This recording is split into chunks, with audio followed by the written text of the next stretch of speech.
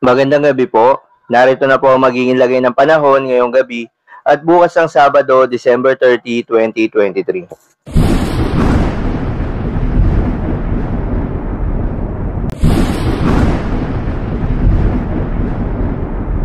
Sa kasalukuyan nga ayon sa Pag-asa, patuloy pa ring umiiral itong northeast monsoon o hanging amihan sa malaking bahagi ng Luzon, partikular na sa northern at central Luzon.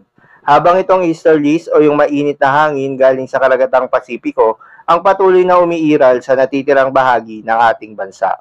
Narito ang mga lugar na apektado ng northeast monsoon ngayong gabi, kabilang na ang Batanes at Babuyan Islands, kaya asahan ng maulap na kalangitan na may mga pag-ulan, posible po mga pagbaha o pagguho ng lupa dahil sa katamtaman hanggang sa kung minsan ay malakas na pagulan.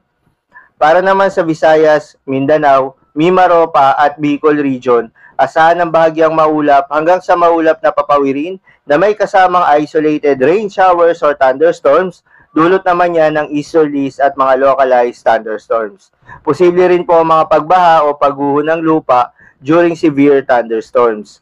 Para naman sa Metro Manila at nalalabing bahagi ng Luzon, asahan ng bahagyang maulap hanggang sa maulap na kalangitan na may isolated light rains. Iba yung pag-iingat po sa ating mga kababayan na inuulan na ang kanilang lugar noong mga nakaraang araw pa.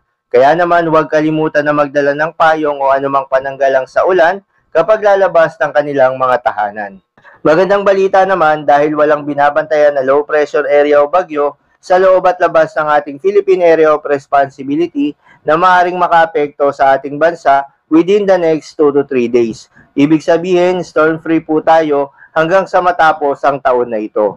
Para naman sa lagay ng panahon bukas ng Sabado, December 30, 2023 dito sa Luzon, simula nga bukas ay unti-unti nang hihina itong epekto nitong northeast monsoon o hanging amihan, although magiging maaliwalas yung panahon. Mainit at malinsangan ang mararanasan na panahon sa malaking bahagi ng Luzon, may posibilidad din ng mga isolated rain showers and thunderstorms, lalo na sa hapon o gabi. Para naman sa lagay ng panahon sa Visayas at Mindanao, asahan pa rin ang madalas na mga pagulan, pagkidlat at pagkulog, lalong-lalo na sa silangang bahagi ng Visayas at Mindanao, particular sa Caraga at Davao Region. Pero asahan pa rin ang pagsikat ni Haring Araw. Para naman sa lagay ng mga dagat baybayin, ayon sa Pag-asa, ay wala naman nakataas na gale warning sa anumang baybayin ng ating bansa. Ngunit iba yung pag-iingat pa rin sa mga kababayan nating mangingisda at may mga maliliit na sasakyang pandagat sa mga baybayin ng Luzon at silangang baybayin ng Visayas dahil asahan pa rin natin ang katamtaman hanggang sa maalon na karagatan.